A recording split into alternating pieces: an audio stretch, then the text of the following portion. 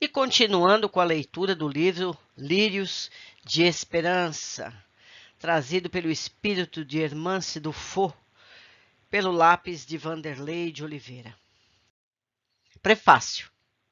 Nos tempos de transição. Em verdade vos digo que não ficará aqui pedra sobre pedra que não seja derribada. Jesus em Mateus 24, 2.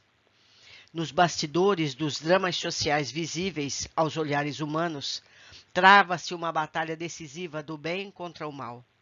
A tirania e indiferença tomam conotações incomparáveis, estabelecendo uma hecatombe moral sem precedentes. Em meio dessa faina desairosa, os verdadeiros discípulos de Jesus são convocados à formação de trincheiras resistentes, de amor incondicional em favor da paz e do bem. Não teremos regeneração sem retaguarda e defesa? Se existem os missionários do progresso, cuja função é criar o bem de todos, é mistério entender que, mesmo eles, somente terão êxito sob regime de amparo e motivação. Enorme contingente de criaturas com tarefas definidas para o avanço social em todos os campos das atividades humanas tomba em armadilhas de perdição, quando fustigadas pelos verdugos do mal que buscam em todas as formas reter o crescimento do planeta. Muita ingenuidade acreditar que os inesquecíveis baluartes da ciência e da cultura, da política e da religião agiram à mercê de cuidados espirituais especiais em suas missões. Quanta ordem e disciplina preenchem os caminhos das almas que mourejam de mente afinada ao progresso coletivo. Quanta atenção e interesse fraterno despertam os que abrem seus corações ao amor sem fronteiras. Como imaginar Albert Schweitzer, Gandhi realizam essa messe de bênçãos sem enormes medidas de segurança do mais alto? Einstein e Freud foram assessorados ininterruptamente. Kardec recebeu de Jesus autorização para medidas de proteção jamais utilizadas a nenhum missionário na face da terra. O bem, para ser espalhado, não prescinde de fileiras de defesa eficientes. Vivemos e respiramos sob os auspícios de uma rede de reflexos. Quaisquer desordens, assim como uma oração, são capazes de alterar nosso psiquismo. Luzes que se acendem fortalecem toda a rede. Quaisquer lampejos de paz atraem esfomeada multidão de almas atormentadas sobre o jugo de tiranos dotados de uma longa trajetória de inteligência e perspicácia na perversidade. Essas almas escravizadas pela maldade procuram agir como astutos vigilantes para arruinar todos os focos de luz sobre a terra. Essa é a razão dos golpes sucessivos nas atividades de amor do espiritismo cristão.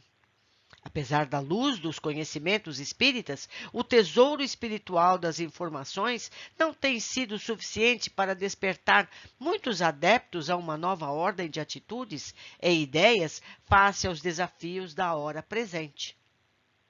O intercâmbio interdimensional, neste contexto, que poderia servir de fortaleza aos mais auspiciosos projetos de liberdade e ascensão, em inumeráveis casos, não passa de enxada afiada em plena semeadura, à espera do lavrador que a deseje manejar a contento. A história é a mãe da cultura, e a cultura é o conjunto de noções que os homens aceitam como referências para se conduzirem em seus grupos. A cultura espírita, em torno das questões mediúnicas, responde por uma mentalidade que inspira práticas e posturas nem sempre ajustadas aos reclames do tempo espiritual da transição. Transição é o tempo mental da renovação, a hora do recomeço e da realização. Nesse cenário, os aprendizes da mediunidade serão aferidos com rigor. Muita coragem e sacrifício serão exigidos de quem realmente anseia servir sobre novos e mais apropriados regimes, nesse tempo de contínuas mudanças. Indispensável romper conceitos, vencer barreiras intelectuais e ter a ousadia para esculpir os novos modelos de relação intermundos, retirando a mediunidade do dogmatismo que aprisiona o raciocínio humano e da tristeza que estorcega o coração, como se os médios cumprissem severa sanção. Sem exageros, vivemos um tempo em que as comportas mediúnicas, a despeito de estarem em plena movimentação, não permitem que a linfa cristalina da imortalidade goteje com a necessária abundância por suas frestas para dessedentar o homem aprisionado ao deserto das paixões materiais. Vivemos uma nova proibição mosaica com a do Velho Testamento. Kardec, da proibição de evocar os mortos em Céu e Inferno, capítulo 11. Proibição essa mais nociva que a dos velhos textos hebreus, porque não se faz por decretos formais, passíveis de serem revogados, mas sobre a coroação impiedosa do preconceito sutil, das convenções estéreis e de sofismas aprisionantes, hábitos de difícil extirpação da mente humana. Indispensável que haja um novo Tabor, em que Jesus, ao lado de Moisés e Elias, revogue a proibição da comunicabilidade dos espíritos com os homens. Diz Kardec, da proibição de evocar mortos em Céu e Inferno, capítulo 11. O espírito de Charles Rosman e as irmãs Fox protagonizaram o Tabor da Era do Espírito. Isso está em Conan Doyle, o episódio de Hydesville, o historiador do Espiritismo, capítulo 4. O drama de Rosman, assassinado há décadas da resistência dos Fox, é um dos bilhões de almas da humanidade à espera de quem lhes possa estudar a dor e amparar os caminhos, presos às guilhões de maldade e infortúnio ou em porões fétidos de amargura e dor. Só haverá renovação social quando houver limpeza psicosférica. É hora de abertura, desenvolvimento de parâmetros experimentais, sem perder o caráter moral e educativo, para o qual as atuais práticas de intercâmbio se destinam. Neste objetivo, se afirma a autora espiritual Hermance Dufault, em continuidade à série Atitudes de Amor. No item seguinte explicarei sobre os auspícios do venerável baluarte do amor fraternal, Adolfo Bezerra de Menezes. Aqui ele trata do primeiro livro da série Atitudes de Amor, Unidos pelo Amor, pela editora Dufault. Podemos ler esse futuramente. Um clamor ao serviço abnegado e consciente na regeneração da humanidade em ambas as esferas da vida. Formação de frentes corajosas de amor, tarefas maiores de libertação e asseio psíquico da terra. Eis os desafios delegados pelo Cristo a todos os que o amam. Desafios que em muitas oportunidades são substituídos pela atitude impensada da acomodação. Enquanto inúmeros aprendizes da mediunidade optam pelo fascínio da mordomia para o servirem, preferindo o exercício mediúnico distante do sacrifício e nos braços do convencionalismo, Jesus conta com os destemidos dispostos à segunda milha das ações que ultrapassam o comodismo inspirado na rigidez da pureza filosófica.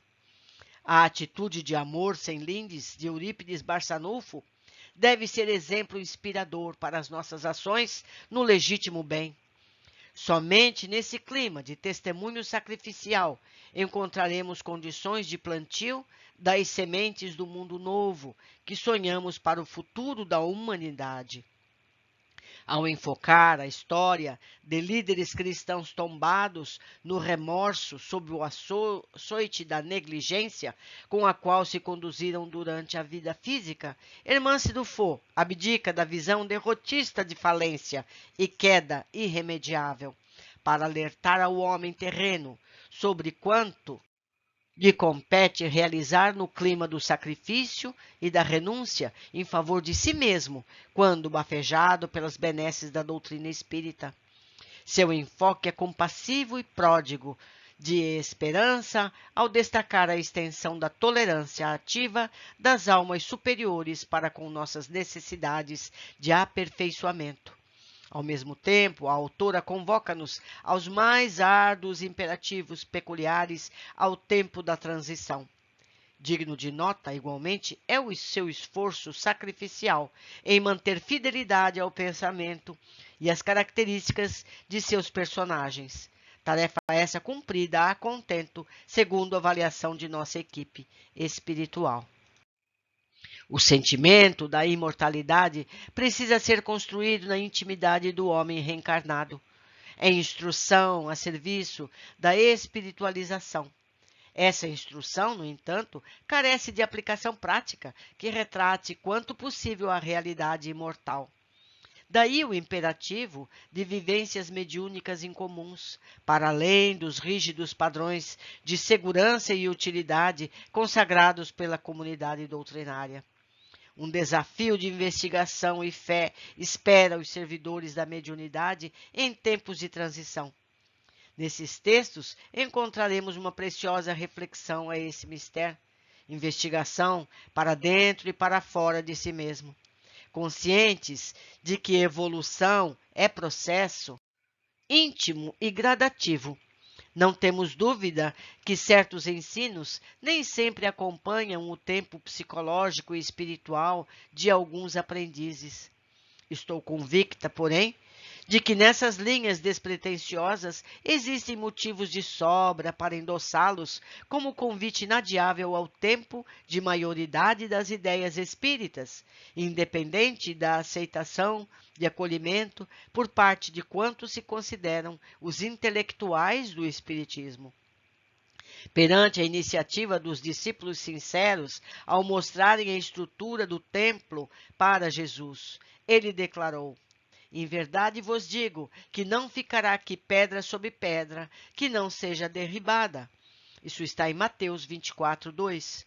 O templo material simbolizava a concepção encharcada de materialismo por parte dos que ansiavam seguir o Cristo. Não deserdam essa assertiva. Os conceitos e as práticas se renovam celeremente. Descerra-se um horizonte novo e belo, educativo e libertador, ante os olhos de quantos tenham olhos de ver e ouvidos de ouvir. Da amante do bem e servidora do Cristo, Maria Modesto Cravo, em 1º de janeiro de 2005.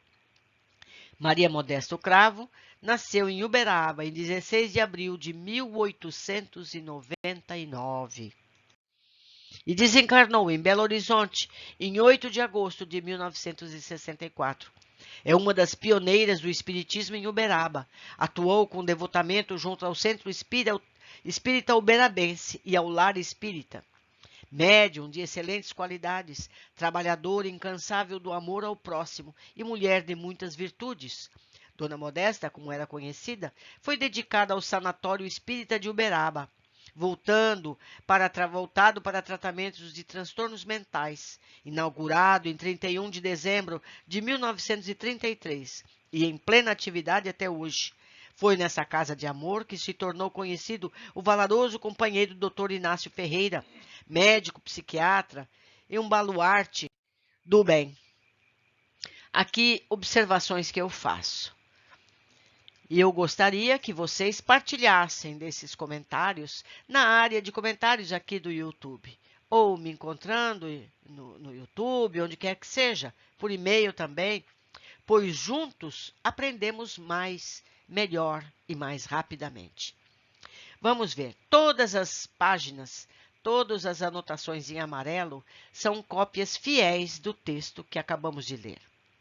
Diz aqui, muita ingenuidade acreditar que os inesquecíveis baluartes da ciência e da cultura, da política e da religião agiram à mercê de cuidados espirituais especiais em suas missões.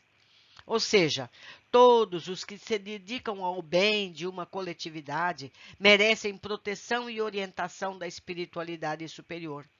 Hermance lista vários trabalhadores dedicados à elevação humana e destaca Kardec em sua tarefa esclarecedora. Diz ela: Kardec recebeu de Jesus autorização para medidas de proteção jamais utilizadas a nenhum missionário na face da terra.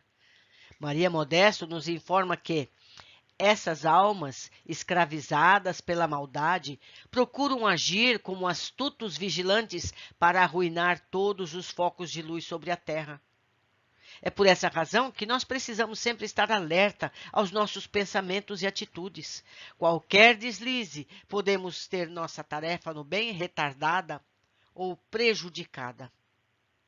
Nós, que falamos tanto em transições planetárias, nova era e tantos outros temas relacionados, Maria Modesto esclarece: só haverá renovação social quando houver limpeza psicosférica. Tarefa de cada um de nós. É preciso maior disciplina mental urgentemente. Já vimos essa situação na leitura de todos os livros de André Luiz. Em todos eles, isso é exaltado, a importância de manter a disciplina mental. Não é verdade? Maria Modesto reforça a necessidade de médiuns dedicados, pois somente com o esclarecimento e divulgação das verdades espirituais poderemos acelerar o desenvolvimento geral.